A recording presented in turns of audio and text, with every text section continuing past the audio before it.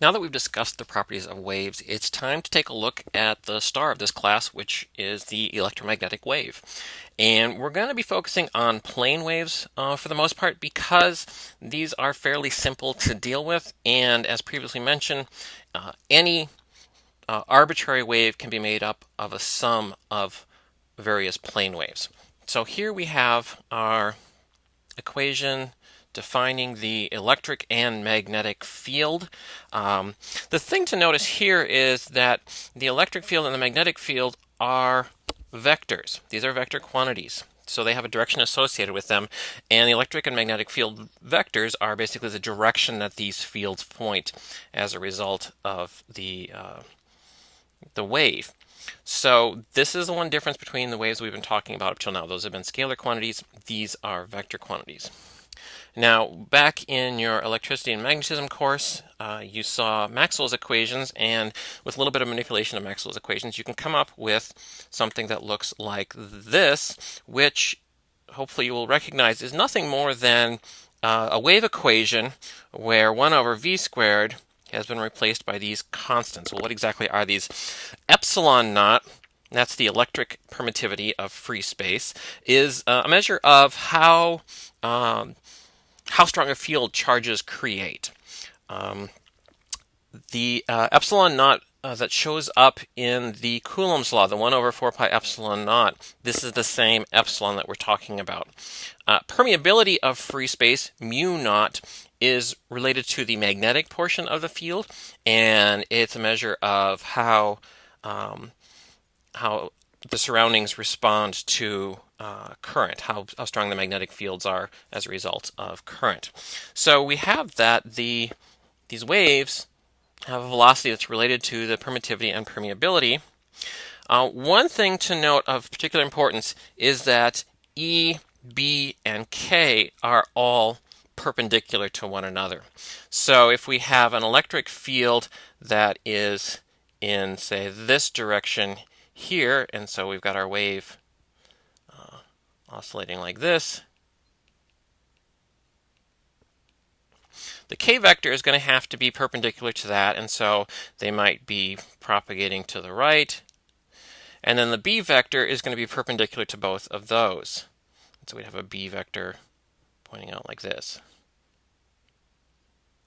So that is really important to keep in mind, is that E, B, and K are always perpendicular to one another in free space. Now, in terms of the speed of the wave, I previously mentioned this is sitting in the spot where 1 over v squared would normally be. So we're going to define the speed of light to be the letter c. And so this is 1 over c squared, which means c is just 1 over the square root of these two terms here. Now, c has been defined to be exactly that value. Now we define the meter in terms of the speed of light rather than the other way around. So this is an exact value for the speed of light. But for most of our consideration, we can use 3 times 10 to the 8 meters per second for that speed of light. Now, in terms of the relationship between the electric and magnetic fields, if you go back to Maxwell's equations, we can see that the relationship is that E is equal to the speed of light times B, which means if we want to, we can write our B field in terms of the electric field. Now, notice when I wrote these down, I did not write these as vectors. That is because this is the magnitude. The direction of these two vectors has to be perpendicular to one another, so I can't relate those two directly. In terms of the energy density of the electromagnetic wave, and ultimately this is one of the big things we're concerned about, is waves as a way to transmit energy and momentum. So the energy density in the two fields is given by this right here, where that energy density U has units of, for instance, joules per meter cubed. So it's going to be energy per unit volume is what the energy density is. Now, it turns out that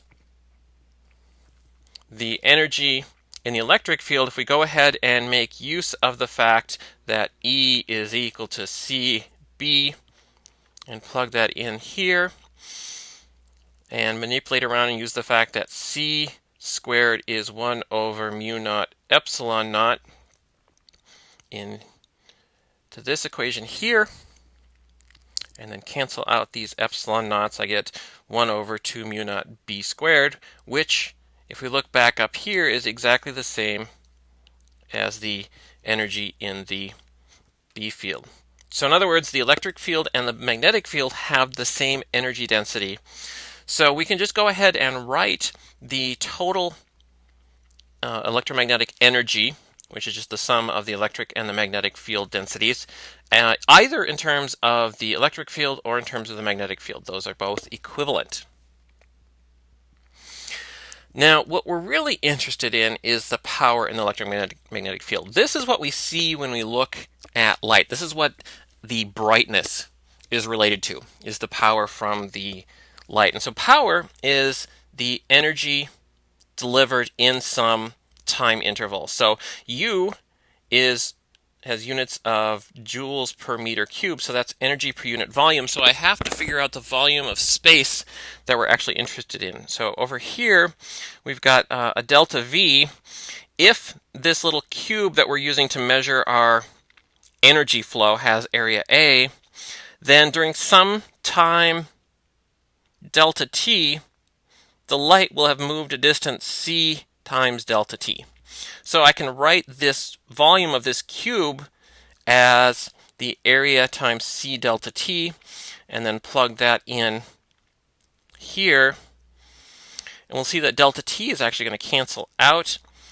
And so I get a power of UAC. U is the energy density, A is the area of the box we're using to measure my energy flow, and then C is the speed of light. What we're really interested in is something called the irradiance, which is the power per unit area. So taking this power that I found up here and dividing it by area, this is what I get for the irradiance. This is the power per unit area. This is what we see when you shine a light at a surface. The brighter it is, the larger the irradiance. Now, maybe a helpful way to think about this is, so U, why is it U times C? Well, U is basically telling us within each square meter of space how much energy is there.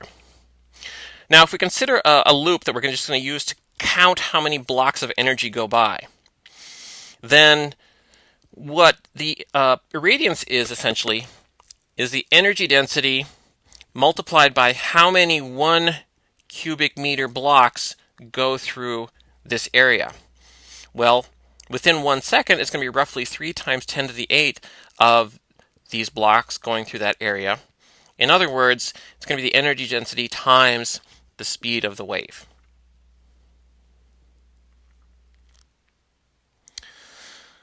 So let's take a look at rewriting the irradiance in terms of the electric field and the magnetic field directly.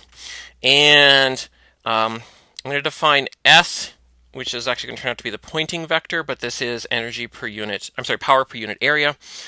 So what I'm going to do is split E up into 2 terms. So rather than E naught squared, it's going to be E naught times E naught. And then I'm going to use the fact that E naught is C times B naught and plug this in here to get this equation. And then just combine things, and this is what I get for my power per unit area. Now, the vector that defines this is called the pointing vector. And so the pointing vector is essentially E cross B, the cross product of E and B. Now remember I said that E, B, and K, all 3 are perpendicular to one another.